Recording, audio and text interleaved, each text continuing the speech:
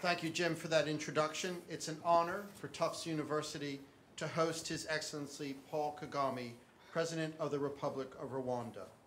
And it is a pleasure to welcome many distinguished guests, including not only our students, faculty, and staff, but also elected officials and individuals who have been active in supporting the Rwandan people through innovative and generous philanthropy.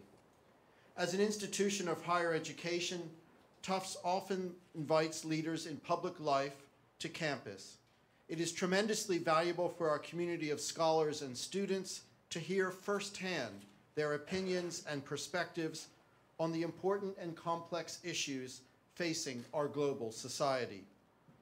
This afternoon offers us a particularly meaningful opportunity for our community to hear from a leader known around the world for his role in bringing an end to the genocidal violence that engulfed Rwanda 20 years ago.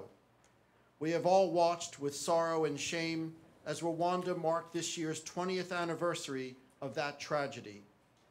Today's audience reflects widespread interest across the Tufts community in those events and in Rwanda's journey of recovery during the last 2 decades. It is not just as observers that members of the Tufts community have taken a keen interest in the developments in Rwanda. Faculty across the university share significant expertise in African affairs and in issues related to genocide and humanitarian assistance. They bring this knowledge to their teaching, research, and public service. And many of our faculty and students have been actively involved in innovative research and service projects in support of the Rwandan people. I can mention only a few of the significant interactions. Some of these have come through the participation of our Cummings School of Veterinary Medicine in the RESPOND program to address emerging pandemic threats supported by USAID. Through RESPOND, the Cummings School, and the Department of Public Health and Community Medicine in our School of Medicine, and others at Tufts have assisted Rwanda's veterinary and public health schools with curriculum development, One Health competencies, and capacity building for faculty and technology support. The Cummings School has also been engaged in Rwanda through its International Veterinary Medicine Program, a grant funded by the Institute for World Justice, a fund associated with the Cummings Foundation, has helped support an international veterinary medicine position at the school, and this year in supporting the creation of an ambulatory veterinary clinic at the University of Rwanda, Nyagatare. At the same time, the Tufts University School of Dental Medicine is currently engaged in an initiative to help Rwanda assess its needs for oral health, care, and education across this country. This project, which is also funded by support from the Cummings Foundation, builds on the dental school's already significant engagement in Africa. We are also proud of the engagement in Rwanda of the pioneering Amidyar Tufts Microfinance Fund, or OTMF. This past January, the new AB Bank Rwanda launched operations in Kigali. The bank focuses solely on increasing financial inclusion of underserved Rwandan individuals and micro, small, and medium-sized enterprises. It is one of many projects supported by OTMF investment that are having a meaningful impact on underserved or excluded populations around the world. One connection between Tufts and Rwanda has been particularly meaningful to many in our university community. This is the strong engagement between our students and faculty and the Agahozo Shalom Youth Village in Rwanda. At Agahozo Shalom, orphaned and vulnerable youth are given the opportunity to realize their maximum potential in a safe and secure living and learning environment. The vision for the village began at Tufts, where founder Ann Heyman heard a prominent Rwandan activist speak about the rebirth of Rwanda after the genocide of 1994. Since the opening of the village, Tufts Hillel has sent an interfaith group of 20 or more Tufts students there every year to learn about the genocide and undertake service work. These students' efforts on behalf of Rwandan people continue after they return.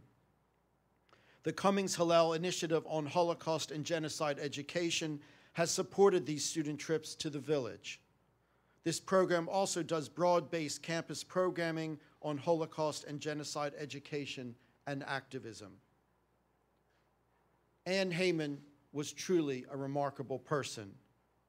Her untimely passing earlier this year evoked great sorrow among her many friends at Tufts, in Rwanda, and around the world. Her vision lives on, however, and we are honored that Tufts' own Rabbi Jeffrey Summit will be receiving the Anne Heyman Spirit Award at a special evening to benefit Agahozo Shalom here next month. That event on Thursday, May 8th, will begin to bring to campus a number of students and recent graduates from the Youth Village. It will be a chance to look forward for friends of Anne Heyman and of Rwanda. Our distinguished speaker this afternoon is uniquely placed to reflect on the meanings of the genocide. His Excellency Paul Kagame has been the president of Rwanda since April 2000. President Kagame currently serves as chair of the United Nations Secretary General's Advisory Group on Millennium Development Goals, which include eradicating poverty and reducing child mortality. He also serves as co-chair of the International Telecommunication Union's Broadband Commission, which unites industry executives with government leaders, thought leaders, policy pioneers, international agencies, and organizations concerned with development.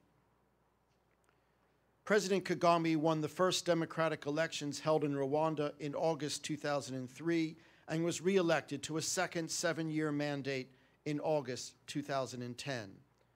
Prior to his appointment as president, he served as vice president and minister for defense in the Government of National Unity and chairman of the Rwandan Patriotic Front, a partner in the Government of National Unity. In 1994, he led the Rwandan Patriotic Army to defeat the genocidal government, setting Rwanda on its current course towards reconciliation, nation building, and socioeconomic development. I know that we all look forward to hearing His Excellency's reflections on what the world has learned from Rwanda's tragedy and its journey of recovery in the last 20 years.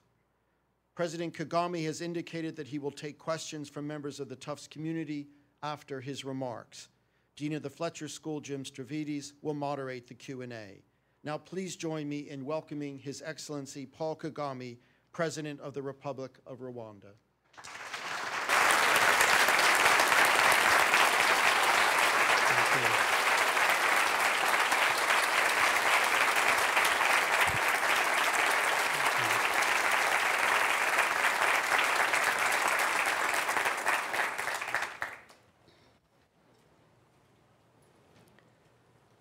Tufts University President Anthony Monaco, students and faculty, distinguished ladies and gentlemen. I would like to begin by expressing my sincere thanks to President Monaco for the invitation to speak with you today.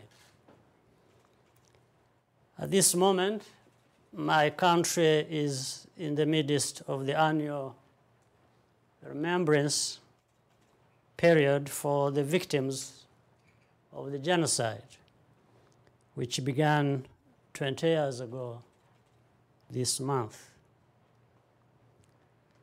20 is not a magic number, but the milestone has helped to refocus Rwanda and the world's attention on the causes and the consequences of the genocide in Rwanda. That is what I want to speak to you about today.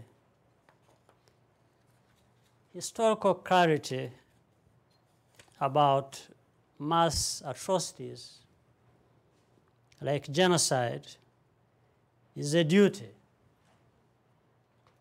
we owe victims in all aspects. But it is not only that, it is the foundation of genocide prevention for future generations of humanity. There are unambiguous truths about the genocide against the Tutsi that are beyond dispute. Despite continuous efforts at distortion, whether by revision or denial, it is not surprising that such efforts exist. 70 years after the end of the Holocaust, the fight to protect the falsification of historical record is never ending. First, the genocide in Rwanda is called Tutsi genocide, and so because it was an attempt to eliminate this particular group of people for the sole reason of their belonging to the group, to that group. It was not random killings.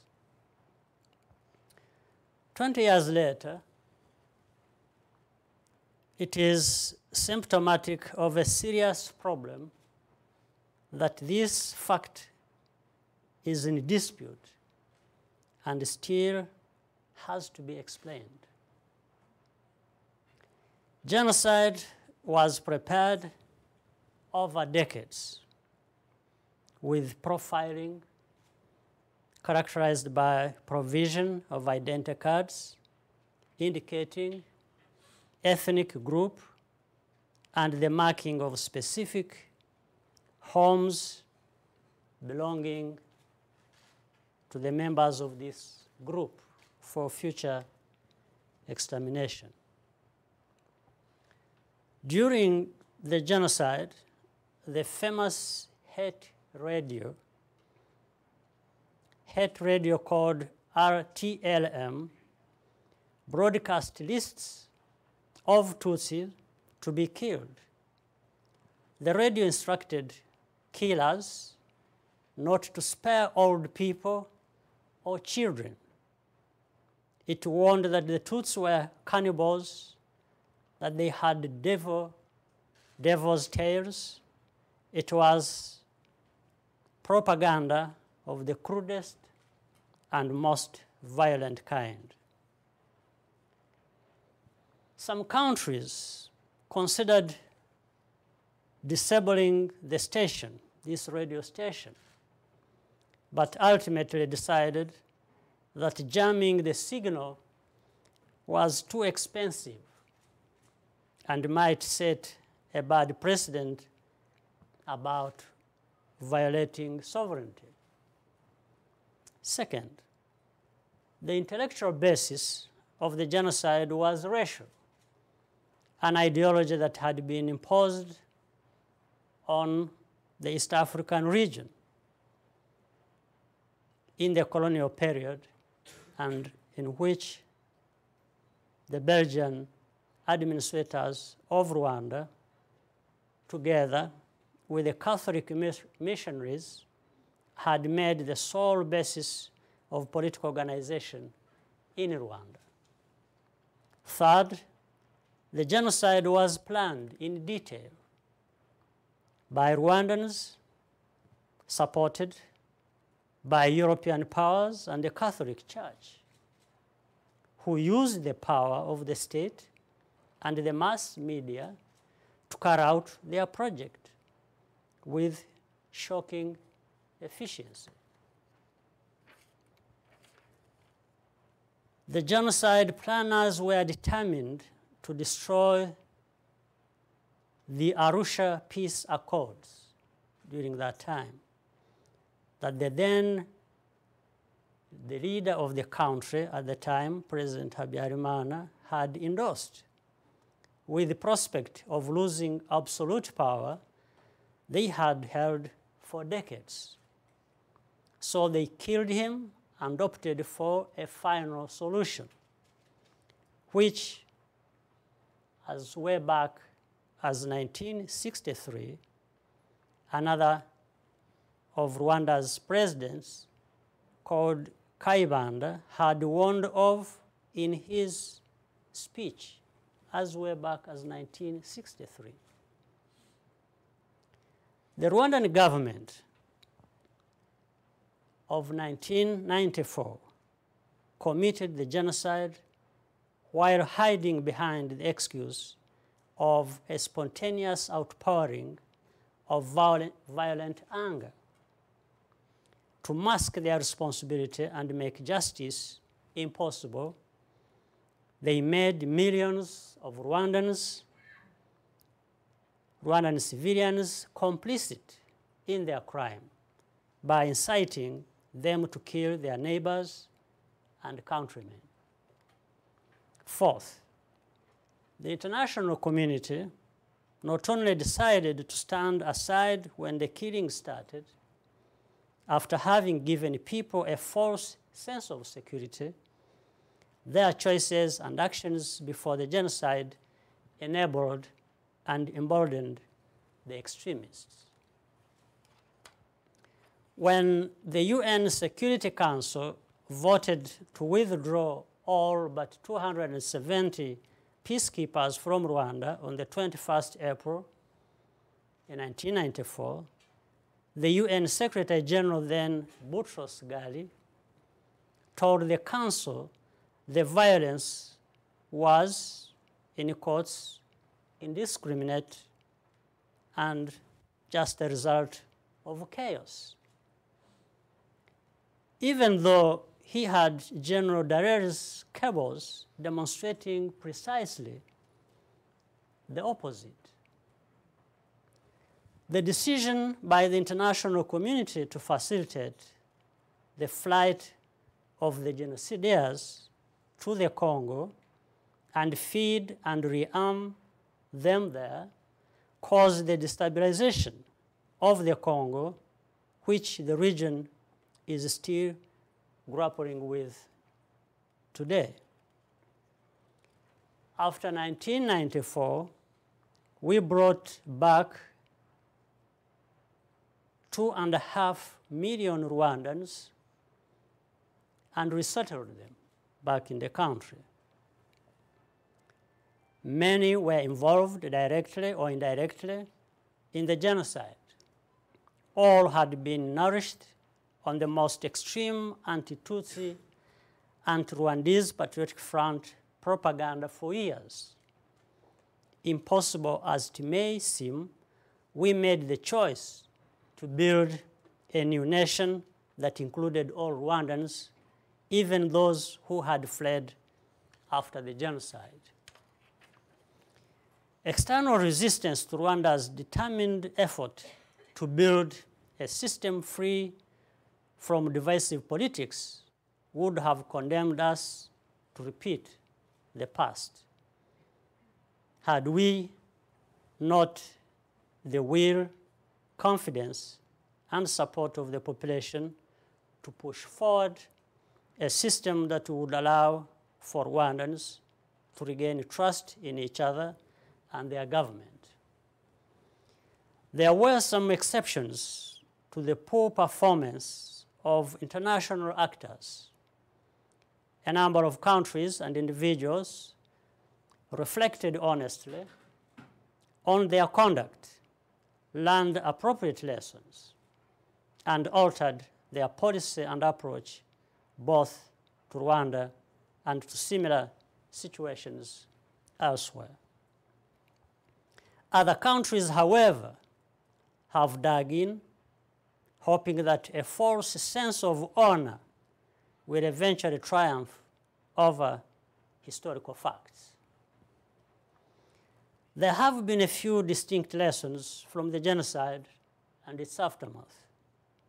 For example, the international community now generally accepts that it did not do enough to halt the slaughter in 1994. From our perspective, its actions and inactions made the situation worse. What we learned as Rwandans is that people must ultimately be responsible for their own fate. If you wait for help to come, you will just perish.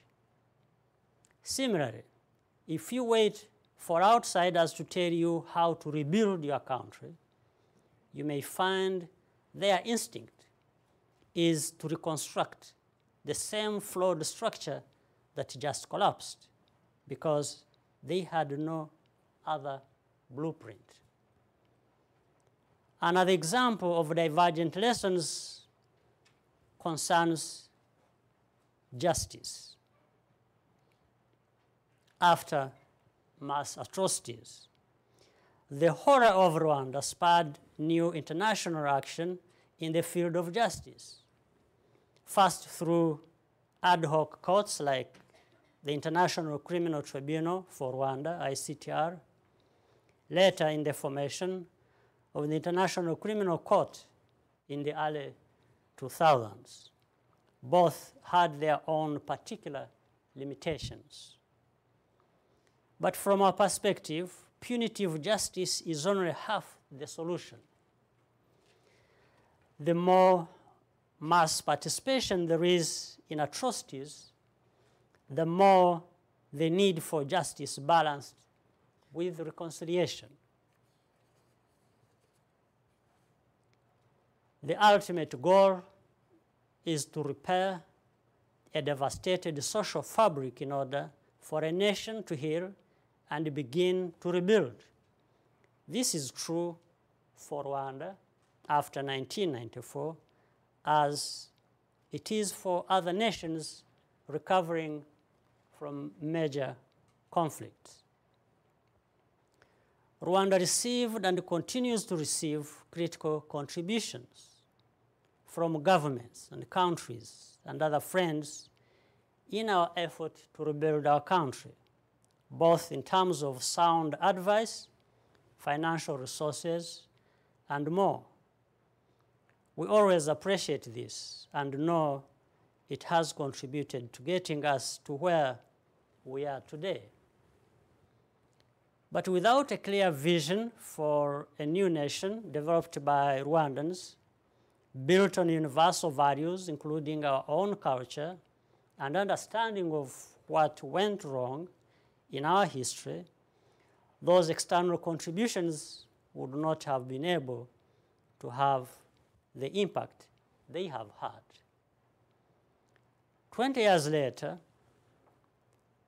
are the international responses any better? One may ask. You only have to look at the current major crises around the world to know, in general, that the answer is no. But maybe we expect too much from international institutions. After all, many countries, even the most advanced, have their own domestic issues to address. A more useful approach may be to focus on what can be done at home to prevent crises, rather than have to wait for external interventions. The future we are working toward in Rwanda and Africa is one where our continent continues to grow stronger and more self-reliant, and in this way, we can be less vulnerable to external factors. As members of the international community ourselves, we all have a duty to contribute to addressing global challenges. In the meantime, individually as nations and collectively, we in Africa have an inescapable duty to build a continent that can fix itself. I thank you for your kind attention.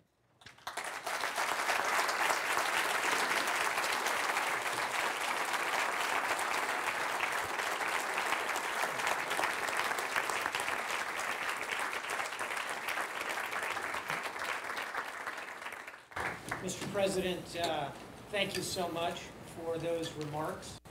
Our format tonight will include 3 questions, which have been provided earlier from a mix of faculty and students. And after we work through those 3 questions, Mr. President, with your approval, we'll then open it up to the audience to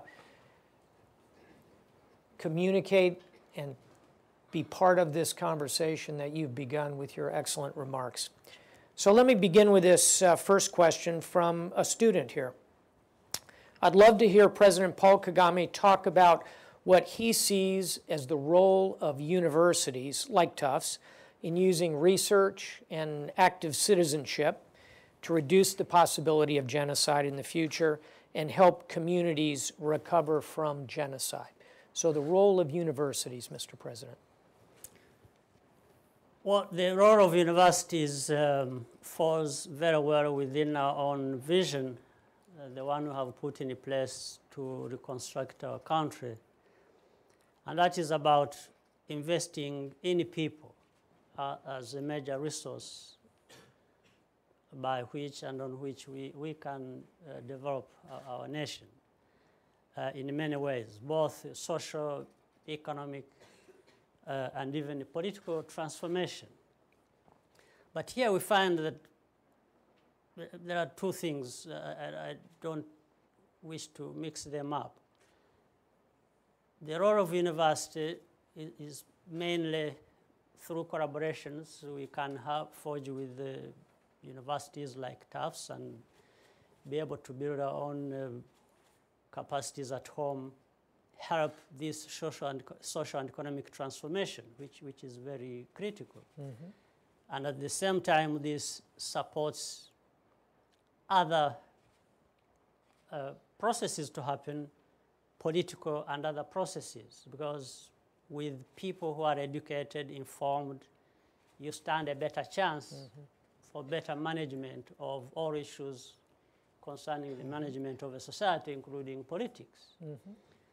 But genocide cannot be construed or understood to be originating from just an educated population. Mm-hmm. Because, in fact, the lessons we learn in our own case is that those who led and participated more in the genocide, in the conduct of it, were the few that were educated in our country. So the education used correctly, like just politics, if politics is correct, is about the real issues for human development, then you would not have a genocide. But genocide and education, you wouldn't say genocide happened because there was lack of education. But lack of education facilitates, makes it easy for manipulations, for the kind of ideology to thrive, because at the end of the day, those who planned and carried out genocide were just exploiting ignorance or even poverty, if you will. Yes. They would just, sell anything to the population, and the population would follow. Mm-hmm. So you are better off with education, with different capacities, with social and economic development levels that are higher than we had in Rwanda during the time of genocide. There is a better chance that you would avoid that. Mm-hmm. But still, it remains to the politics of the country. How are the leaders managing the country? On what basis? If you practice politics of division, you teach people how different they are and how that is more important to them than how similar they are, then you have a problem.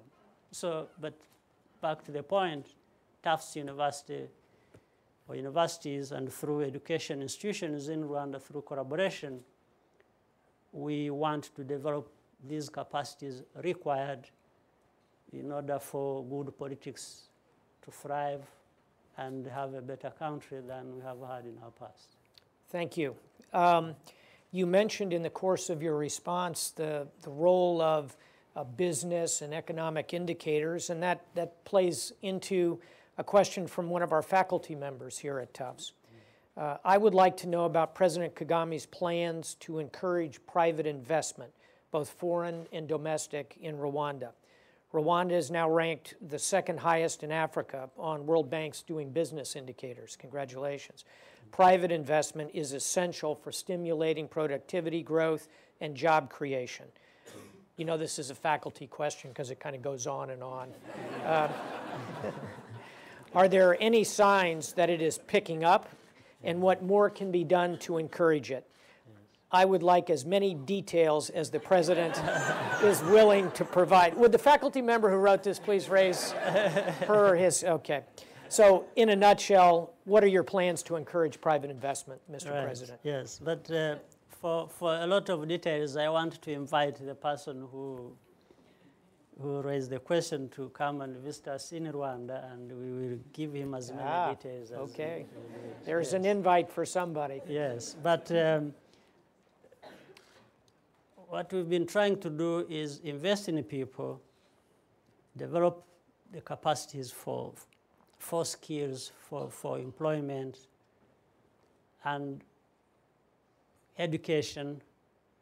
And then we have also invested in infrastructure, both soft and the hard infrastructure, to be together so that, you know, that can facilitate the private sector to thrive. And we have then prepared this enabling environment. That's why on record, as somebody said, there is ease of doing business in Rwanda that ranks Rwanda among the top, not only in Africa, but the rest of the world, especially as the fastest reforming country in the area of business. Rwanda ranks always number 1 or number 2 globally in that rate at which we are reforming. But really the whole idea is to make sure that we lay the ground for domestic and external investments to thrive and therefore absorb the population, both in terms of facilitating employment, but also building on the skills that we have developed in our people. And in fact, for us, we have faced a lot of challenges, but the challenges have also become an opportunity in a sense. They have pushed us to think hard about certain realities. For example, in the area of doing business, why we have come out like this and many other things where we rank very highly, it's about indicators on corruption, it's about the ease of doing business, it's you know, different indicators of this kind. We rank very highly. And for the simple reason, if we don't work on this and rank very highly and make ourselves attractive and you know, work on specific things like this, then we stand no chance of survival. Because instead of people choosing to come to Rwanda, if this is not there, they choose to go somewhere else. So we simply had no choice but to invest everything. We looked at the laws that would facilitate and make it easier for people to do business. We looked at ways people can access finance and capital to do business, and how people can bring in their money and invest and make more money and repatriate what they have earned so easily.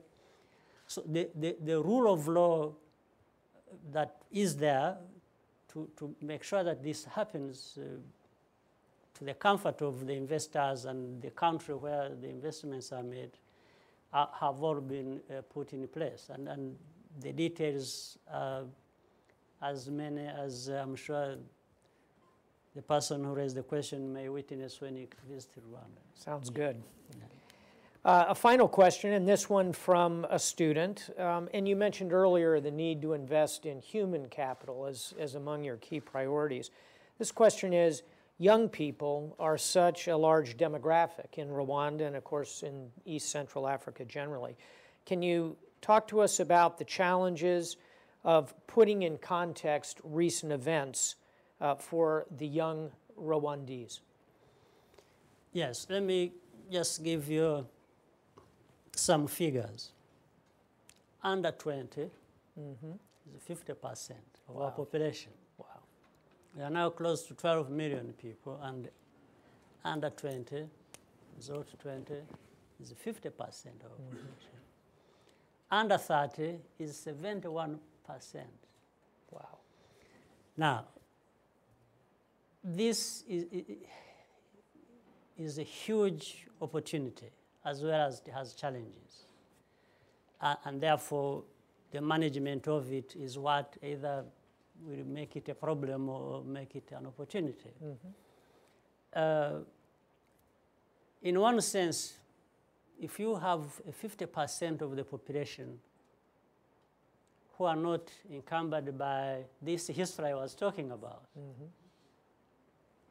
it's a wonderful thing. Yeah. Yes, they are just Rwandans. They are thinking about their future. They are thinking about how they can benefit each other and not anything that mirrors our past. Even in fact, the under 30, because that means by the time genocide happened, 10. they were just 10. So you can count really 70% of our population not carrying this burden of our history in terms of how it influences their thinking. But of course, if you have a population like this and they are not educated, they have no skills, they cannot find employment, then that can be a challenge. Of course. A very big challenge. So that's why we invest a fifth of our national budget goes into education, 20%. Another big chunk goes to health sector. So we have education and health taking the biggest chunks of our national budget. This is how much we are thinking about this population and how to invest in them, to have skills, to have education. That's one way, in fact, an institution like this would be very helpful, chipping in and giving their contribution as we have already had, and that is happening. It's a wonderful thing. So this is really what we are trying to do. It's our vision, it's our problem, but it's also our solution. Yes. Thank you. Well, with that, I'd like to open it up, and we have some microphones that are circulating. To whom can I give the opportunity to ask a question? Right here, first hand up, young lady in the middle. So I'll take a moment to pass the microphone. Please identify yourself by background position so the president has a sense of who you are, please. Hi, my name is Cleo Murphy-Garrett. I'm in my 4th year here, and I spent some time in Rwanda last year. First of all, thank you for coming and speaking with us and taking our questions. I appreciate it. My question is, there was a recent reconciliation program that came under fire in the media when it prompted Hutu children born after the genocide to apologize to Tutsis on their parents' behalf. I'm curious as to how a program like this is conducive to building a Rwandan national identity and how it can aid reconciliation when it seems to perpetuate divisive identities. Right.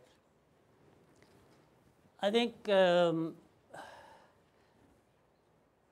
media or some other people are fond of distorting what we are doing. Nonetheless, we still get good results from what we are trying to do.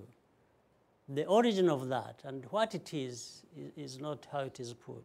Nobody has been told or forced to apologize for things they are not responsible for, or to apologize for others. No, that's not what it is. In fact, it is called the process, and the idea is named Ndu Munyarwanda. Ndu Munyarwanda means you are stressing the national identity, the identity of being Rwandese, not Hutu, Tutsi, Twa, as we have known in the past.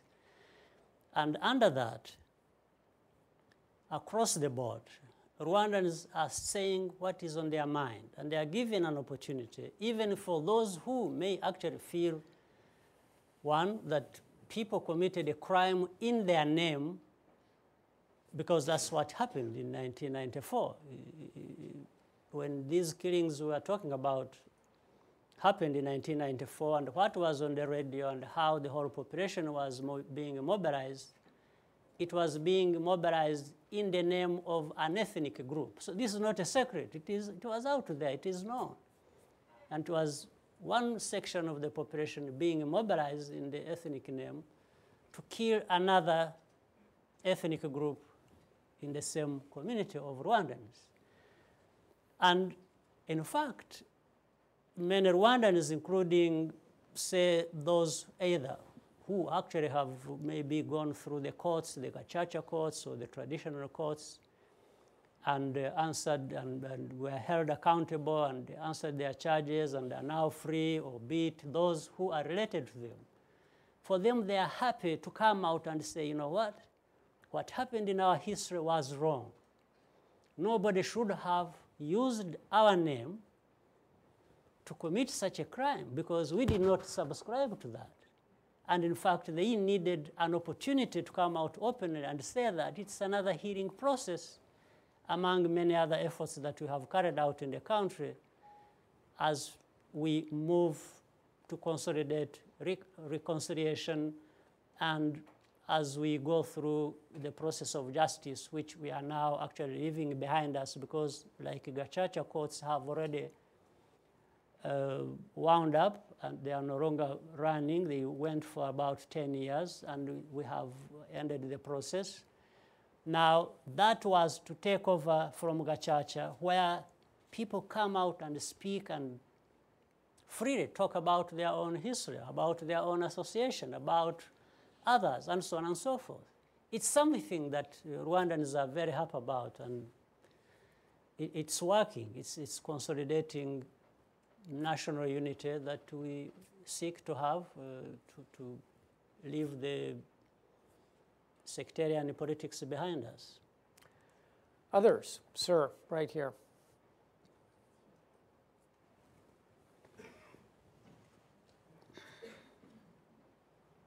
Thank you. Thank you, Mr. President. My name is Samuel Gabru. I'm an Ethiopian American, and I live here in Cambridge.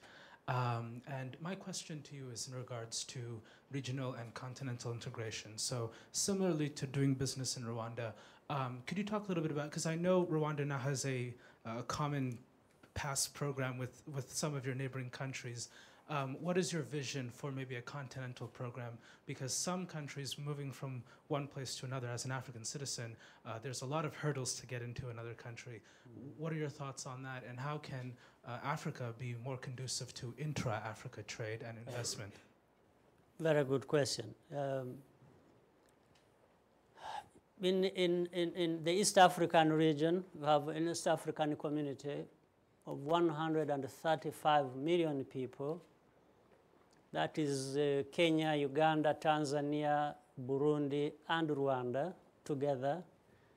We've been working toward integration, where we come together more or less as eventually we hope to have a political federation. But today we have a customs union. It's one common market. We are moving to another step of monetary union, where we could have one currency operating across the 5 countries, and hopefully with the political federation. There have been other efforts in other regions of the continent. Some are working faster than others. Like in West Africa, they have a grouping called ECOWAS, which seems also to be holding together and moving quite well. It's taking long, but I think they are moving steadily forward. There are other groupings in the southern part and the northern part, and so on and so forth, but some ahead of others in this process of integration. But the whole idea really is it's good for the whole of Africa to be together. But you can't just have 54 countries all together all of a sudden, or in a fortnight. You have to probably have these regional groupings come together eventually and to serve the whole continent. For Rwanda, in the East African region, Rwanda's practices come way ahead of some of the other members. For example, on the particular question which you raised that is very important, free movement of people across Africa. So what we have done ourselves in Rwanda is to allow every and any African to visit, come in, get out. There is no problem of a visa. You get the visa at the airport. While in most of the other places, to get a visa to travel to that place may take you weeks, months, or you may never even get it. And of course, if you don't work on the freedom of movement of people, then intra-African trade gets more complicated also. You don't realize as much. In fact, today it is very evident across Africa, intra-African trade contributes only 17%. 17% is very low. So the potential, if we were at 80% or 90%, is huge, even before we think about attracting other investments from outside of the continent. So this is how we stand, and we keep emphasizing it. We work within the African Union to raise the importance of this, but some people are still lagging behind others. Thank you. How about somebody over here? How about this young lady right here? Hello, Mr. President Kagame. My name is Aram. I'm from Ghana. I'm in my second year here at Tufts. And I just want to say thank you so much for coming in, and thank you so much for harping on the fact that Africa needs to be self-reliant. Mm-hmm. My major question is, what is, on the whole African continent, what is it looking like? What is our journey towards self-reliance looking like? Because for some of us looking in from the outside, it seems like Africa is stuck in a vicious cycle of reliance on the West or from other places through things like foreign aid, and it seems also that international trade is not in our favor. So how is our journey towards self-reliance really looking like? Right. What is looking like is there is good progress, but we are not where we want to be yet. In fact, far from that, because again of what I was saying, there is general understanding, and I think across the board in Africa, people understand the need for integration, the need to work together, the need for self-reliance, and so on and so forth. But it's one thing to know what you need, and another to do what fits what you need. And that's where the major difference is. We are still not doing exactly what we know we need to do in order to be where we have chosen, or in the direction we have chosen to move. But I think the way Africa was 10 years ago is not the way it is today. There is progress, literal progress. Nonetheless, some progress, but we need to move faster than we are actually moving. This is the major challenge. And again, as you have a point, you are making a point. As we struggle and make this progress, then there are things that always develop that tend to make the reverse of what we have been doing. Different trouble spots. We have Central Africa falling apart, Central African Republic, we still have Somalia, then there's Mali the other day, then there's... So some of these things have roots in the long history. Some of it I have touched in my speech, but we shouldn't use that as an excuse anyway. We just needed to have drawn lessons from that, and then we just keep moving forward. And I think we have time for one more. How about something right over here? This gentleman. Sure. Hello. Thank you, sir, for being here today. It's quite a pleasure. My name is Randall Quinn, and I'm a student here at the Fletcher School of law and diplomacy. My question today is, given your recent statements dismissing allegations of seeking a potential third political term, I wonder if you might comment on your vision for the political future of Rwanda, both in the near future and post-2017, and specifically, what do you see for the future of the RPF and your potential role, if any, in it? Yeah. Yeah. The same in every country. I'm asked these questions every day, but they always come as a surprise.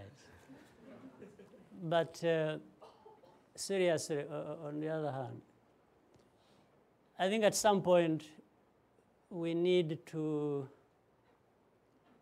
leave countries and the people to decide on their own affairs. That's number one. That's a big problem always. But why I'm saying that, you know, I have been asked when or whether I'm going to leave office right at the time I was starting office. So every year that passes, I've been asked, are you leaving? When are you leaving? It's as if I'm there just to leave. No, I'm there to do business entrusted in me by Rwandans. These Rwandans made their choice. We've gone through a lot of hardships. We're trying to rebuild our country. And I think, as I said earlier, we need to learn to be serious about dealing with our problems. And of course, we are not insensitive at all to the world we live in. Rwanda cannot be an island. Rwanda is a small country, part of Africa, but also part of this world we live in. So we are not insensitive to that. But at the same time, before you come to that, I think we need to sort out ourselves out at home and do things. And as we respect ourselves and respect others, I think we need to be respected and respected as to our choices about what we need to do for ourselves. So I don't know what answer to give you on that, but let's wait and see what happens as we go. And whatever will happen, we'll have an explanation. Well, on that interesting note, I think we'll say thank you to the President for a candid and wonderful conversation. Thank you. Thank you. Thank you.